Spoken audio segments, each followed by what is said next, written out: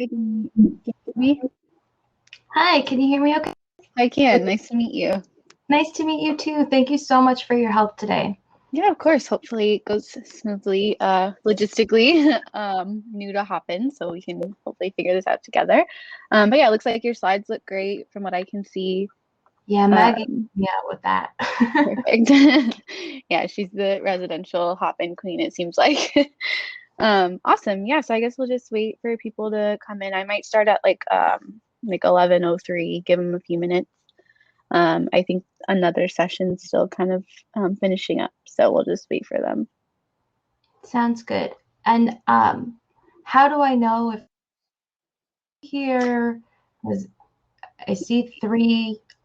I don't know what that means. Yeah, so on the right side, it should have like an area for the chat, event, sessions, and then it says people. And if you click on people, the three of us are you and I, and then Elia, who is also an organizer. Hello, Elia. So I think for the most part, we'll be interacting with the audience via the chat in the Q&A. So I can keep an eye on those and kind of let you know, like if someone has a question, or at the end I can field questions. But that'll be the main way we communicate. Otherwise, they'll have to like request to share their screen, and I'd have to approve that. So that shouldn't be an issue as far as like interruptions or anything. So Mm. people can, yeah, write in the chat. Would you prefer to like kind of hold questions for the end, or do you have a preference? Um, I have certain things that I will, ask them, and then they can put their answers in the chat, Okay. just for like some engagement. And then I'm kind of setting up my screen so that I can see the chat if need be, and then I'll kind of have an idea. Okay. Are we able to move like where our video is, or? I think the videos kind of live at the bottom of the full screen. I'm not sure if there's a way to change that. I know that there was talk that if you put your slides in reader view, it might be a easier. Yeah, You might already be. yeah. Okay, yeah, I think that's the best we can do as far as that. But to your point about questions throughout, there is also a polls feature. I believe you should be able to create a poll as like a host, but if not, I can also do that. So if you wanted to create like a poll for one of your questions and they can kind of like answer that way, that's also an option. No, all this is all good. I'm curious to get different types of answers. And I planned it for the chat, so Sounds great. all good. Yeah. Thank you so Okay, much. perfect. All right. Yeah, of course. We'll just wait for some people to wander in. I'm gonna get set up in a more permanent position. I'll be here.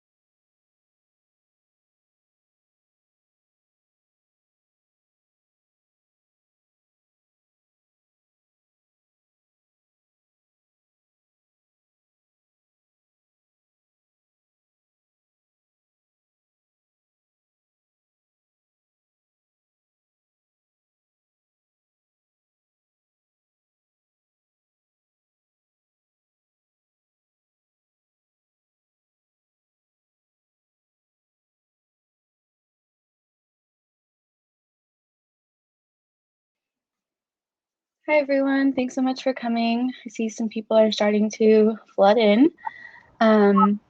We will wait a few minutes just to make sure everyone has a chance to come in after the panel. I will direct anyone here to the chat.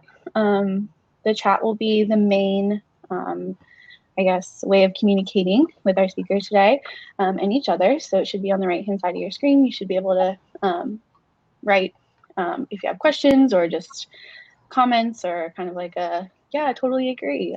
Welcome in the chat. There's also a Q&A on that same panel where you can ask more like a structured question and we can answer those throughout as well. I'll also just have everyone take a second to check out our statement to please exercise consideration and respect in your speech and actions. We want to keep this a safe space for people to feel comfortable in learning about offer negotiation and just in general, a safe space for everyone to feel comfortable.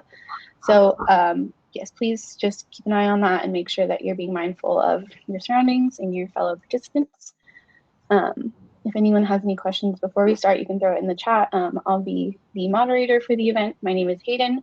And if you have any questions or concerns, throw them in the chat and I can address those. And I will introduce Danit in just a few minutes as our speaker today. Thank you.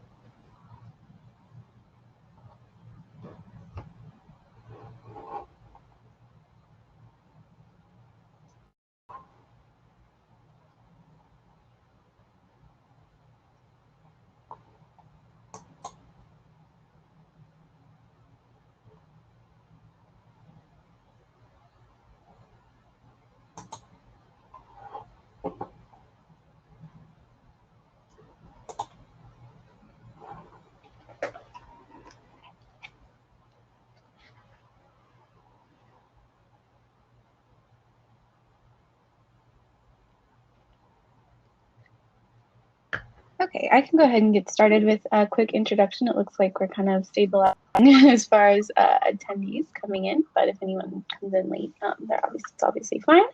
But welcome everyone again. My name is Hayden Montgomery. I'm one of the organizers for the Women in STEM Breaking Barriers Conference Day. I'm really happy that you all had the opportunity to come. Hopefully you heard our awesome keynote by Dr. Gaz. And yeah, now you're interested in learning a little bit about offer negotiation. So like I mentioned before, briefly, just keep an eye on the chat. If you have any questions or concerns, you can add them there. And please just read our little statement on being respectful in the comments and questions that you have and being mindful of your surroundings. So just wanted to introduce our speaker today. We are very grateful to have Danit Havton as our speaker in regards to navigating negotiation.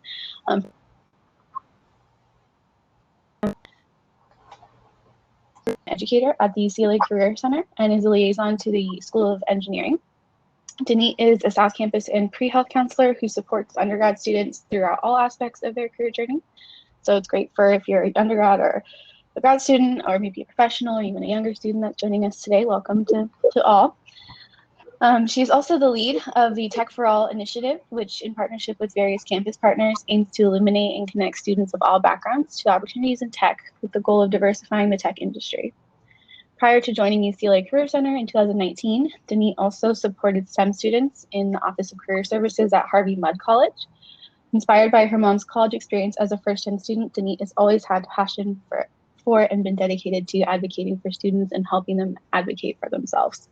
So I'm personally really excited to hear, as a graduate student, some tips and tricks for offer negotiation, and I hope you all are as well. Thank you so much, Danit, for joining us today, and the floor is yours. Thank you so much. I'm really excited to be here with you all. And honestly, part of why I'm so excited, it's kind of a passion project of mine too. I can't tell you how many times I meet with STEM students and I meet with a female presenting student who is not too confident or maybe thinks that they don't have enough experience or can they even land this opportunity? And then I look at their resume and they do laps around the male student who was just there, super confident, but didn't even scratch at the surface of what the woman had accomplished. And so I'm a big advocate for women in STEM, especially, BIPOC women in STEM. I think you all are brilliant, and I want to help you give yourself the credit that you deserve and advocate for yourself and get yourself whatever it is that you are hoping to achieve, because I know that you can. You're at UCLA for a reason, and so I'm happy to help support. And so today I'm definitely going to focus on navigating the negotiation process in particular. And so let's just get started. So our learning objectives for today will be about determining whether you should negotiate, benchmarking your salary and benefits, knowing your value to the organization, and developing your actual negotiation strategy. So the biggest question, of course, is should you negotiate? And I'm positive, just like I've heard that you probably have heard, you should always negotiate.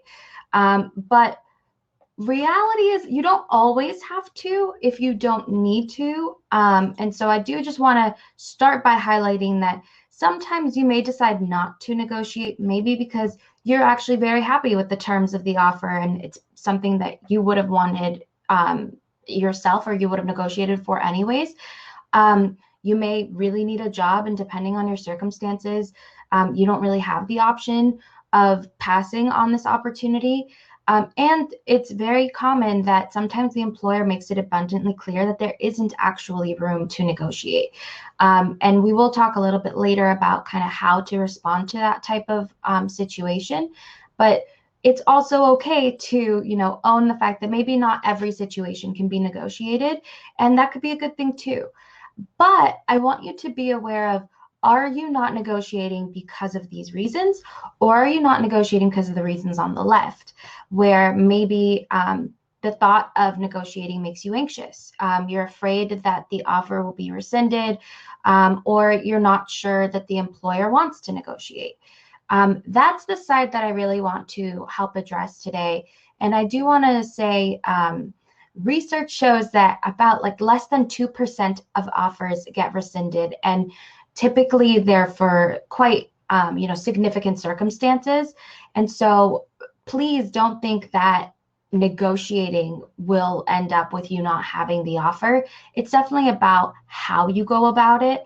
And that's what we're going to work on today, so that you feel confident in your delivery and can get the best outcome possible. So I do have a couple questions that I'd love for you to answer in the chat. So research shows that men are more likely to negotiate than women. Why do you think that is? And feel free to just send any thought that you have through the chat.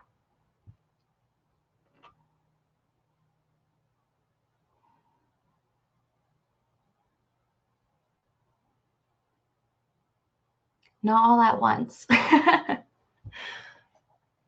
Communication about salaries.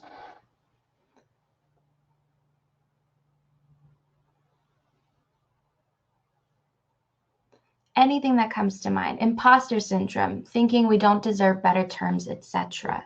Yes, absolutely. Anyone else have an idea of why men might negotiate more than women? They might be met with better reaction. The thought of taking on a position of power may be intimidating. My personal opinion is that they've seen more men negotiating, so it's easier to follow, more confident. Maybe the boss is also male, so they feel comfortable.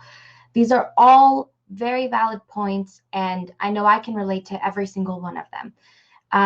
And when you think of it, what it all comes down to is that men view negotiations very differently, because they haven't been put in situations the way that women have, of, like you said, not being sure if you're comfortable with the male boss, or being in a position of power might be intimidating.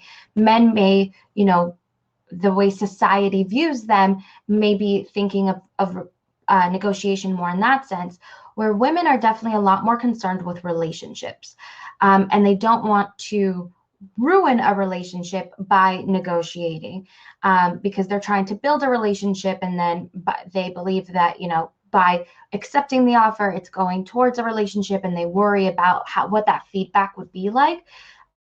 So what research has shown is kind of like the main reason why women, in the back of their psyche, maybe don't negotiate. But why do you think it is important to negotiate?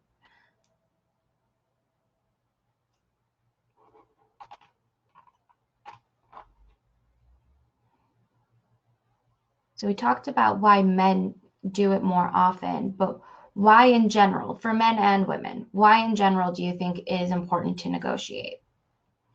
Because all your future salary raises are based off the first one you get. You knew exactly what I was getting at to establish your worth in the company. You're probably getting lowballed. Absolutely. Show that you are confident enough to speak up for yourself. Absolutely. This is kind of setting the stage for what it's going to be like for you in the future, in your position, and how you're seen. But yes, you definitely hit the nail on the head. We all definitely know about, the pay gap. Women get paid less than men for the same amount of work, sometimes even more so. But they still, to this day, are getting paid less than men. And there was a very valid point in the chat about, that ends up adding up. And a lot. You don't realize how much, but throughout your career, I mean, that could be hundreds of thousands, maybe millions, depending on the industry that you're in, that because the first salary was lower, think of, the 3% incremental raises that you would get, they're still lower than the other person who's also going to get a 3% incremental raise. Or if you get, a promotion, it's going to be based off of your previous salary sometimes. So that's true, especially for those of you who are entering the field for the first time. Yeah, they are unaware that they will get a low offer. That's true. And that's where a lot of research comes in. And I love it because you all are definitely on par with me. we're going on the same road together. So the question is, how much should you ask for? And you definitely should do your research to benchmark your salary so that you know what should you expect and how to make sure that you're not getting lowballed. So first and foremost, and I do suggest that you do this even before you start interviewing so that you have this information in the back of your mind when you're looking at positions. I have seen it happen before where an employer will say, listen, this is all we're able to offer. Are you still interested in the position? In the first interview, to make sure to weed out the people who aren't able to accept that salary. So you want to make sure that in the back of your head, you know what you need in order to live first. So in the career guide, and I will be, Hayden will help with sending this PowerPoint to all of you. There's a lot of resources in here that you'll be able to access. So our career guide on page 60, we help you figure out how to figure out your budget. What minimum salary do you need? And that's what we would call a salary floor. Like, you can't go below this salary in order to simply live. But beyond living, how much do you want to be making? So in order to, figure these things out, I want to encourage you to research the salaries in the industry, and specifically keep in mind the region that you're also applying to. So use sites like Glassdoor to look for typical salaries, making sure that you're looking at the correct job title within the organization and the correct region. Think about, the cost of living is so different in different locations. If you go to San Francisco, for example, your salary might be 100K, but living expenses are so expensive that you'll still be struggling. Where if you get 100K and you go to, I don't know, Utah, then you can get a lot more bang for your buck. So, keep that in mind while you're doing that research, and define a range for yourself. So that way you're not saying like, this is the number, but hope, maybe like a $10,000 range. Obviously, it depends on the type of position that you're trying to, but identify what your target salary range is and make sure that your salary floor, the one that you can't go below, is not lower than the lowest that you're offering, because you're saying, I would like between this. Of course, you're hoping higher than lower. And identify why you may want to negotiate. That will help you in how to prepare for the negotiation, how to present yourself for the negotiation. Do you need more money than you're offering? Do you think the current salary range is below the industry standard, which is, again, why we want to be doing that research? There are times where we hear from students like, well, my roommate got more money. That's not necessarily how you want to go about a negotiation. You want to do your research and be able to back it up if you're going to ask for anything. Um, and then, so these are some slides I'm just going to skip over, but just so you know that I'm providing all these resources for you. They're good budgeting apps, but also like these are good calculators to figure out like how much will you be taking home, you know, after taxes and rent and all of that. And then for your average salaries, Glassdoor, Salary.com, Paysa, those are all really great sites. So I'll just kind of skip through that. But also, oftentimes, when you think of negotiation, it's synonymous with salary. But really, you can negotiate for a lot more than just your salary. Some of the things, sometimes, you know, an employer might not be flexible with salary, but they are flexible in these other areas, or they might be flexible in both. So you definitely want to, you know, consider if I'm not getting this, what if I do get that? You know, what's going to help sweeten the deal for you? And also, what are your non-negotiables versus like what you could deal without? So some other things that you can negotiate include like your starting date. For example, my starting date, I started after the Jewish holidays because I was like, it's going to be too tricky to go back and forth, and I'm just learning a position. So we agreed I would start after the holidays. A signing bonus, you can negotiate that. Relocation expenses are very popular. But also, this was interesting. One of our grad consultants came across this problem. Oh, are you seeing everything okay? The screen just changed. Okay. Sorry about that. So a grad consultant of ours got a position during COVID and was able to negotiate for relocation expenses. But once they are not remote anymore, they'll be moving across the country. So now they also need to take time off to move. And that will cut into their PTO. But if you in advance negotiate that you will need to take certain amount of days off to move once you go back to the office. These are different things that you might want to take into consideration. Or if you have a vacation set up in advance that you want to, you know, have approved before you sign anything.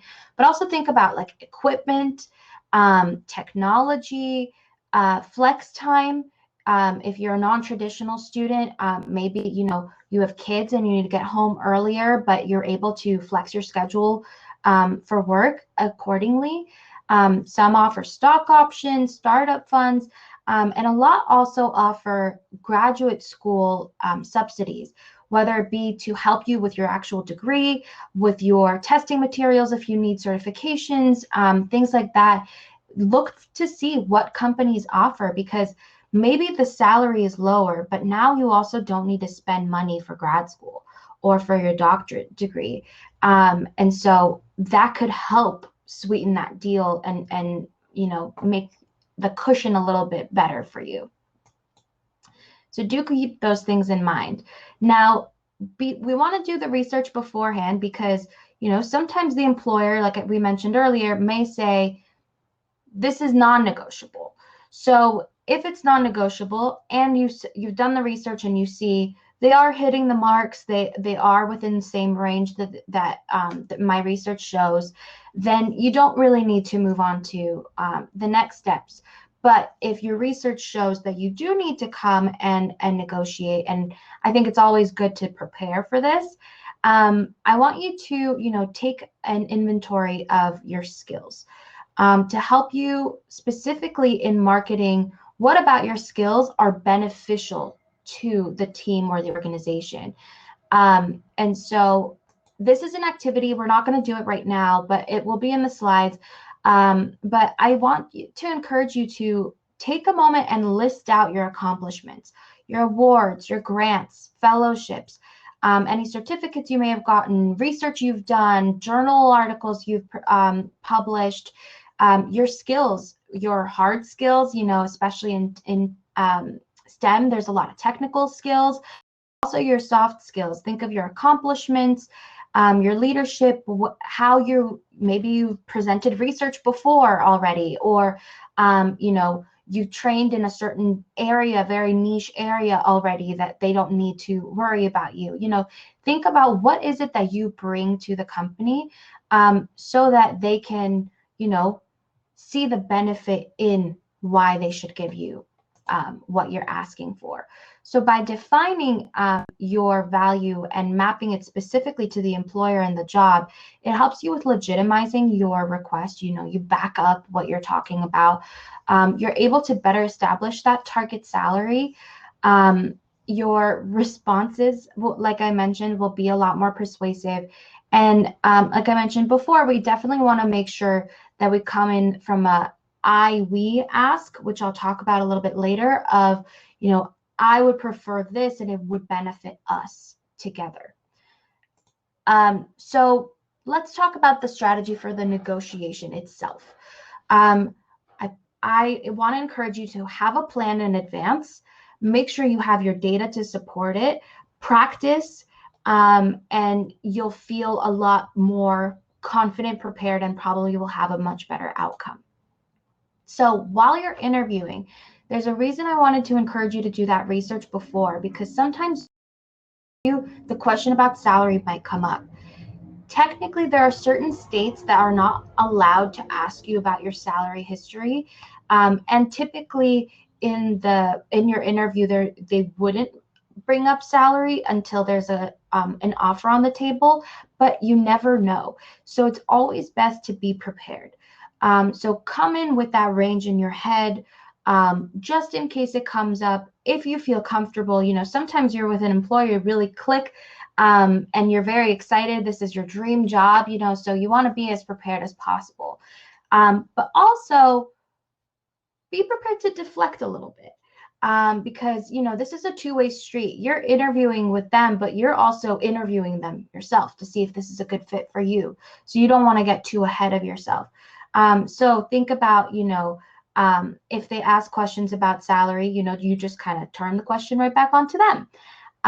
Or if they ask about your salary history, especially for our undergraduate students, you may have had internships that don't allow for much negotiation, because these big companies have a very set program, a set stipend, and that doesn't compare to the type of job that you might be doing now. Or maybe you've been doing research and it's relevant to the field, but you were getting paid a certain amount an hour, that now you're much more qualified to, have a much more substantial income. So you can say that your previous work experiences are not as relevant, and so your salary won't be as relevant. Because, we don't want to say, like, I made $15 an hour. That's not where your salary should be based off of, because you are going to be a graduate of UCLA, whichever degree you end up getting, and you are coming with them much more qualified. And so, use some deflection tactics. Now, I do get a lot of questions about what offers look like.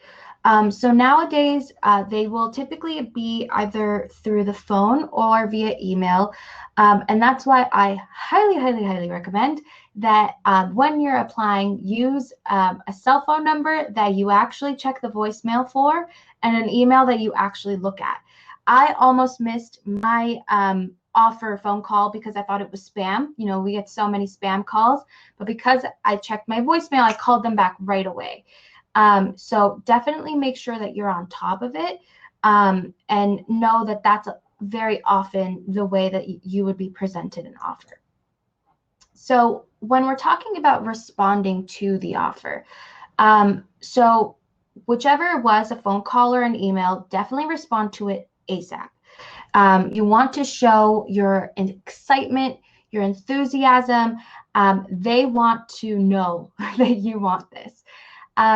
Also, though, typically if it's a phone call, they'll start running through multiple areas of the offer. You might be very excited. There might be a lot of adrenaline running. So you want to make sure you're taking notes, because you don't want to miss any of those details, because it kind of looks bad to go back, and ask those questions when they already gave you the answers. So definitely take notes.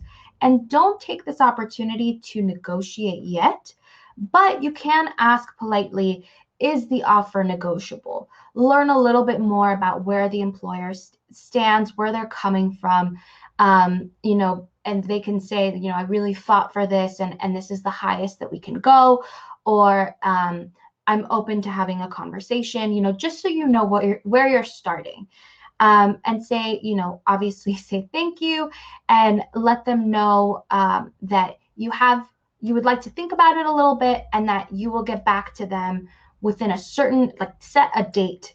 And sometimes if you need, if you have multiple offers and you need to consider multiple things, ask how soon are they hoping that you respond to them. Sometimes they'll give you a few weeks, hopefully. And if you're having ethical issues with that, the Career Center can definitely help you out with that, with exploding offers and things like that. Just a side note. But, thank them, let them know that you may have additional questions, and if possible, try to schedule a follow-up. Now, obviously we're in COVID, so face-to-face is, less likely to happen. But a phone call or Zoom is the next best thing, honestly. And research really shows that this is the best benefit to you. It will be the quickest way to negotiate, but also the results tend to be in your favor. It's much harder to say no to someone when you're looking at them or when you're speaking directly to them versus if you write it in an email. Also, if you bring up those negotiating factors that we talked about earlier, where maybe you want to ask for professional development or for technology and equipment for your position, that's a long list in an email, but in a conversation, it's a lot easier and smoother to go back to talk about. So definitely, when you first get the offer, express your enthusiasm, listen carefully, and let them know that you are definitely excited and you have some things to consider, and you'd like to set up a time to follow up with them. Now, during the negotiation, when we go back, make sure that you have your research with you. Practice your pitch ahead of time, making sure, like I've been saying, because it's so important to frame your skills in a way that benefits them. The Career Center is definitely available to help you with practicing your pitch, practicing answering difficult questions. Just know, FYI, that we are definitely here. And at the end of the presentation, I also provided our email in case you have immediate questions or an employer is giving you no time to prepare for this. We definitely, we'll do our best to make sure that you get to see someone and get your questions answered. Remain positive. It's definitely, they can tell, and you want to build that relationship. So you want to be positive about the opportunity. If the salary that's offered is lower than your salary floor, let them know that you unfortunately cannot afford to go lower than this price. And if they are still not able to meet you, I would encourage you to take a step back and really consider it. Because again, our goal is that you'll be able to live. You need to be able to pay your rent and eat. And so, keep that in mind. What are you able to accept, and what are deal breakers? And definitely remain flexible. So when it comes to compensation, maybe the salary, works out in your favor, but also these other opportunities will work out even more so in your favor. Do know that maybe you're not going to get everything that you request, but you can get some of it. And I've definitely, even in lower positions, I was able to, let's say, negotiate to have a meal plan so that even if the salary was lower, at least I didn't have to worry about feeding myself. They were feeding me. So, little things like that. But I was able to gain the experience that I needed to gain in order to get to that next level that I was looking to get into. So try to be creative and be open-minded. And likability matters, especially as women. You all brought up in the chat, you're worried about how it comes off, how you engage with these people. So, be yourself, be positive. you want to start showing them how you will be as a team member. This isn't necessarily about, coming in aggressive and firm. It's about, let's find what works for the both of us.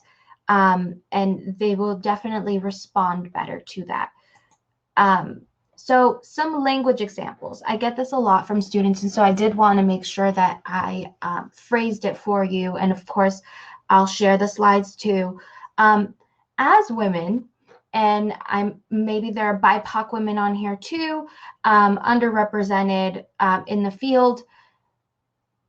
Companies are definitely looking to, especially in the current climate, diversify their company. So with that might come, the extra work of having to be on the diversity and inclusion committee, or mentoring, young women who come in and join the firm or the company or the research lab. And you may be very enthusiastic about this and excited, but we also need to be honest that that's more work that, those who are not underrepresented don't have to do. So you can definitely mention that, for example. So this is how you would contribute to them. So I'm very excited about the opportunity to contribute to your diversity initiatives and offer my perspective as a member of underrepresented groups myself. These contributions would come with additional labor, though. Would you consider a salary increase to account for the extra labor? So see how we are showing you are such a great candidate, and you will add to this new mission or possibly old mission that they have, but add a value, and that you do deserve that extra pay for that extra work. And that's probably, extra work that you would have done anyways, but now we really want to advocate for you to get paid for it. This happens a lot to women, especially women of color. Also, you can say, when I have this type of flex schedule, I can be fully present for my clients, and I can do the deep thinking work you need from me to move this department forward. Or, this is somewhat less than I expected. In doing my research, I've seen a range of, and then give the range for someone with my skills and background in this kind of position. These are different ways that you can phrase it. And I hope that helps give an actual, tangible example of what I mean by how to put that we, ask together. So tips for women specifically, especially, underrepresented in STEM or uncomfortable with, negotiating. Reach out to female mentors and maybe alums who are in the field, and of course the Career Center. But I encourage you to ask them for tips, practice with them. They have done it themselves before. They've been in your shoes, and they've learned certain lessons to help you, they've learned it so that you can learn it from them. So, take advantage of that, practice with them. I always say, even for interviews in general, what you think you're going to say in your head and what you actually comes out of your mouth tend to be two very different things.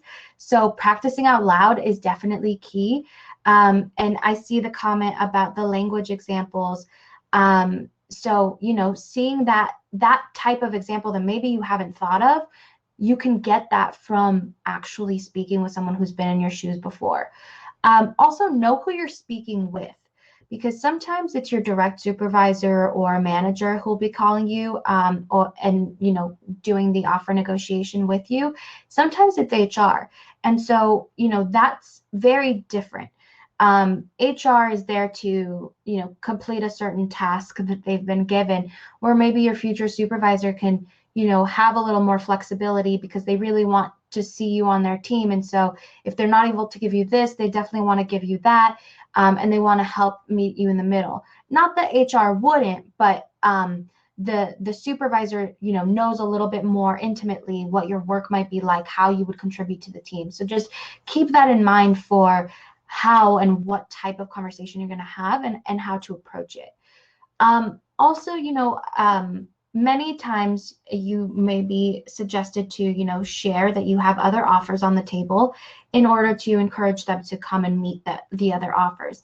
Now, there's been research of mixed reviews of how people respond to women doing so. And the main feedback is that, keep it broad. Don't be like, well, Apple offered me this, or, well, Amgen offered me that. You can say, I'm very excited about this position and I would love to accept it. However, I've received additional offers that are offering me more and a signing bonus and moving expenses. And I just cannot afford to pass up on those offers. Would you be able to, maybe meet them as well? Because I am really excited to be a part of this company. Now, again, keep in mind too, are you planning on accepting this offer? Because if you're not planning on accepting this offer and you're making them go back and forth, that also, doesn't end up looking well on your end. Think of, how you would feel if that happened to you. So definitely, be intentional, keep it broad, keep it honest. Definitely don't lie. Somehow they always find out. So be honest about it, but, don't be too concerned. It's just about how you phrase it. And again, over and over, I'm going to emphasize how you will contribute to the organization themselves. And definitely avoid negotiating by email. You don't want it in writing. It also does kind of come off as cold. Your tone is very different versus what your email says, especially, like a professional email, and you might figure out like, how should I say this? And they can't tell how excited I am through that. So definitely try to get on the phone or on a video call. It comes off much warmer. So I do just want to let you all know, we are wrapping up. So I just want you to know that the Career Center is here and ready and available for you. Any of the services that you had access to before COVID, you still have access to now. And actually, we've even added some more to make things even more accessible for you. So when it comes to this topic specifically, I'm not sure that students realize that we can help you with offer negotiations. If you are having a difficult time communicating with an employer, we can help with that communication. Oftentimes we have communication and contacts at the employer. And definitely do not renege on an offer, please. That means that you accept a position and then you change your mind and you accept a different position and say never mind to the initial position. Employers do not respond well to that. We end up hearing about it. It doesn't look good on UCLA, but also it might affect you later down in your career. So definitely, weigh your options, take that time, and we are here to help you if you're not quite sure how to go about it. And like I said, I'll be sharing the slides. So I also included some additional resources that I think will help you all. So I'm open to questions now. I'm actually pretty impressed. I stayed right at the 40 that we talked about. That was perfect. Thank you so much, Jenny. I really enjoyed hearing those tips and strategies. And yeah, the language part was something I hadn't heard before, and I love that. Awesome. I hope all of you enjoyed that as well. We are definitely open to some questions. We have about 20 minutes left of the session. If you want to throw any questions in the Q&A or the chat, feel free. Are we able to see the Q&A too? Yeah, the Q&A should be next to the chat. It's chat and then Google Q&A, and they should pop up live. Gotcha. Okay. Well, in general, I do want to say thank you for having me, and I hope this helped answer your questions and give you a little bit more confidence. Like I said before, like, you are all brilliant, and I just see time and time again how much you don't give yourself enough credit. So please give yourself enough credit. You got here by your own volition. So we all just want to help support you. Okay, so I see a question. If you realized you are underpaid in a current position, can you also negotiate with the current employer? How would you go about such a negotiation? So typically, if you are already hired, now you're at the point where you're asking for a raise. And so that is a completely different approach. Typically, a raise would entail, performance reviews. You would have some time at the company. You would show that you are outperforming your job description. Different employers have different, ways of going about this, but that's why you want to make sure that you negotiate and do that research in advance, because once you're in the position, it's no longer a negotiation. Now it's a raise. I hope that helped answer the question. And if it didn't, feel free to, send a chat, and I'll try to answer it better.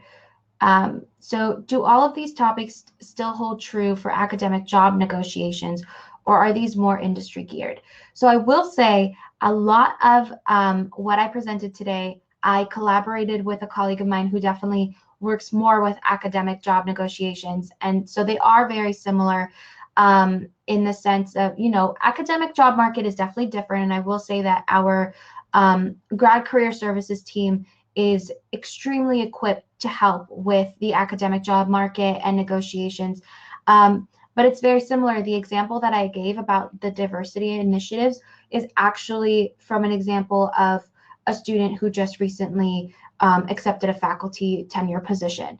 But because they are an underrepresented woman in the field, they will be also, mentoring women in the field, contributing to the department's diversity initiatives and things like that. And so that actually came from that conversation. So it definitely does still apply. And I think I see a chat too. Oh, you're welcome. I'm glad you got to catch it too. I can ask a question if you don't mind. Of course. Kind of relating to the first question that you answered, realizing you're underpaid in a current position. I guess some of that might come from, like, once you join the company, you start to chat with coworkers, maybe peers a little bit more, and, get a better feel for the rest of the company. People that might be like more of a peer level rather than just like people that are hiring you before you accept an offer. Sorry, you skipped right after you said any strategies for. What did you say? Any strategies for communicating with people that may be your peers rather than like people on like a hiring committee? Absolutely. So that's where informational interviews are really helpful.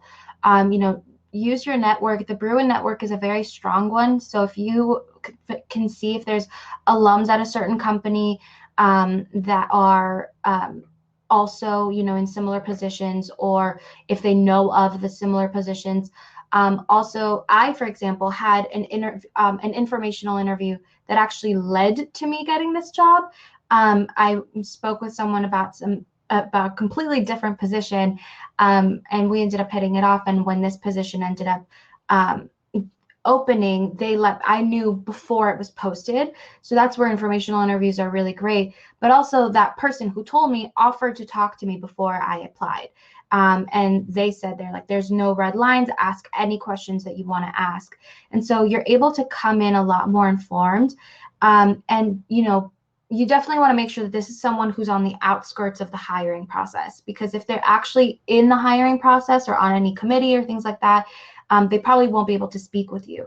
But if you are able to, touch base with someone who's at the company but more on the periphery, they can definitely, it's up to them how much they share. But that's why informational interviews are so great in helping you come in informed before you, even apply sometimes.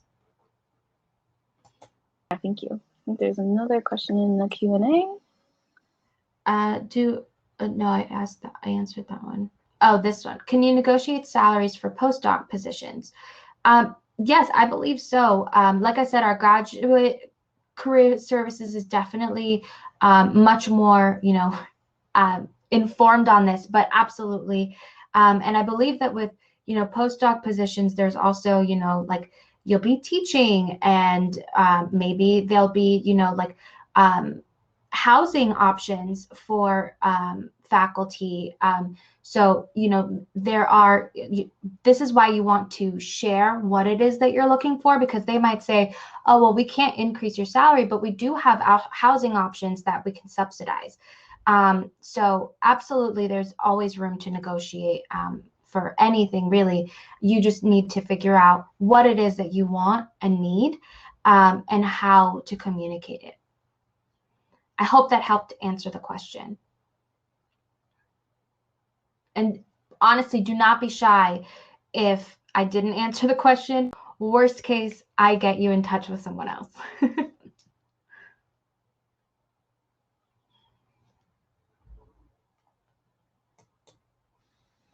Are there any further questions? Anyone else have anything, even just a comment? Feel free to post that in the chat or the Q&A.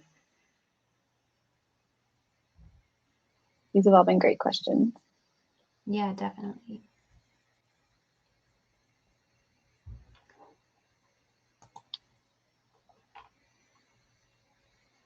I can, you know, stay on for a bit if you all are a little shy and want to. Oh, here is the Career Center open to alumni. So we are available to alums after they, for the first quarter after you graduate, and you have access to Handshake for a full year. But on the alumni side, there's alumni career engagement.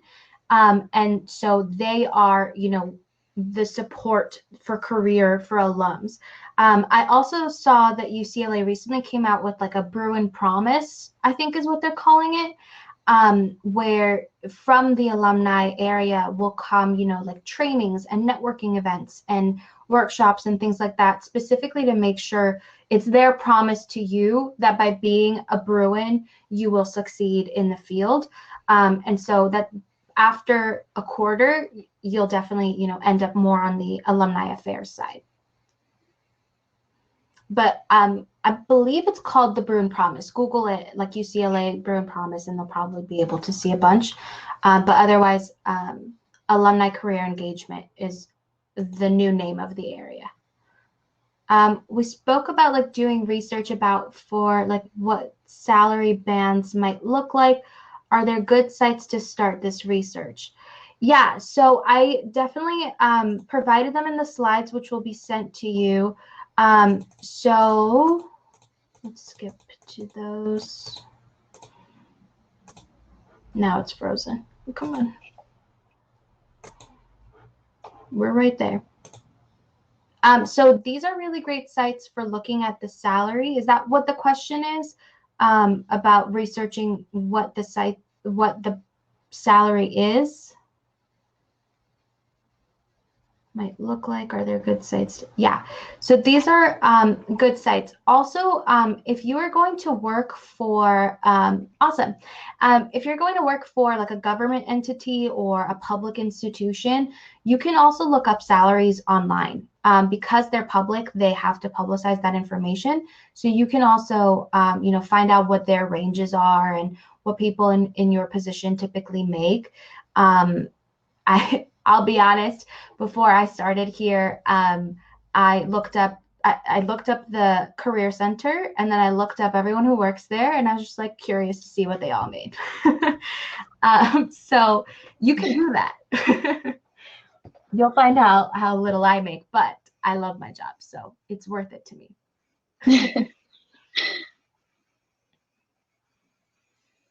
Any other questions?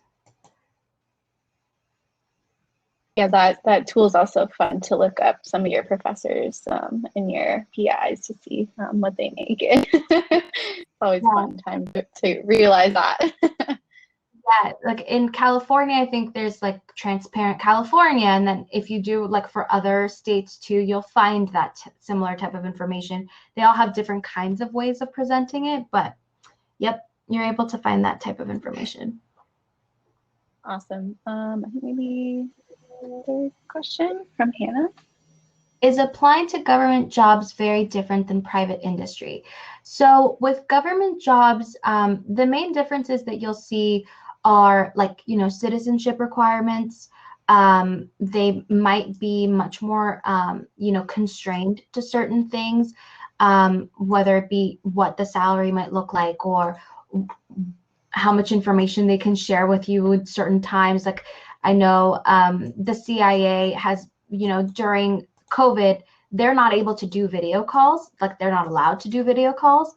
And so their interviewing and recruiting process has been very different. So in that sense, there are differences. And definitely, you know, for international students, there's much more of a difference than for US citizens. unfortunately, but that's definitely like the main difference that I would say, specifically like government entities. Public versus government are two different things. Like UCLA is public, but not necessarily government.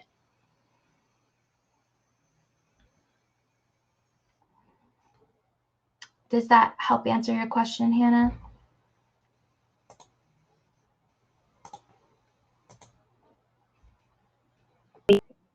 Chat. Oh. How do we understand research? How do we understand / research the benefit package, including retirement pension offers?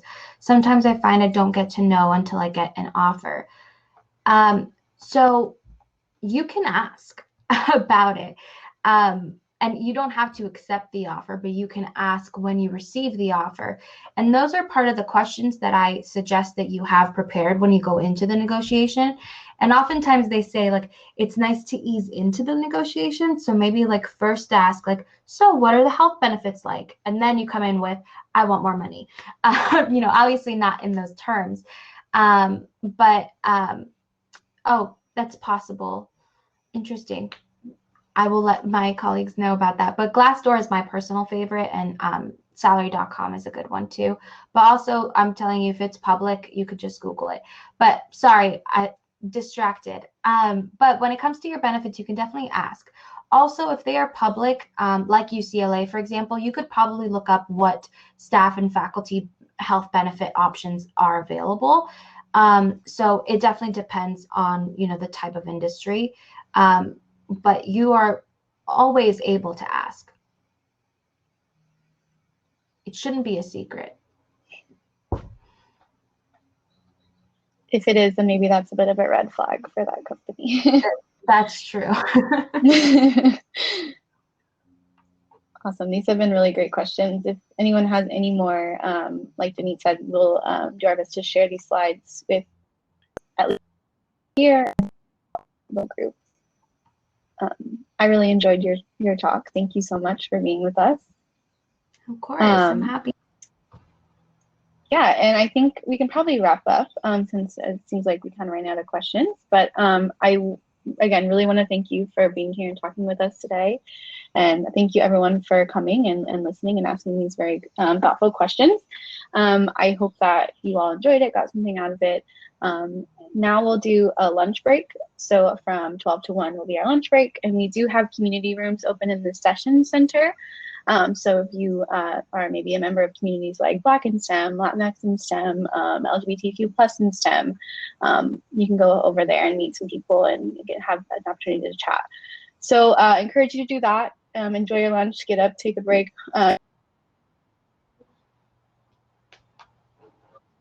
Thank you. Thank you, everyone. Have a good one. And definitely, let us know how we can help. Bye. Bye, everyone.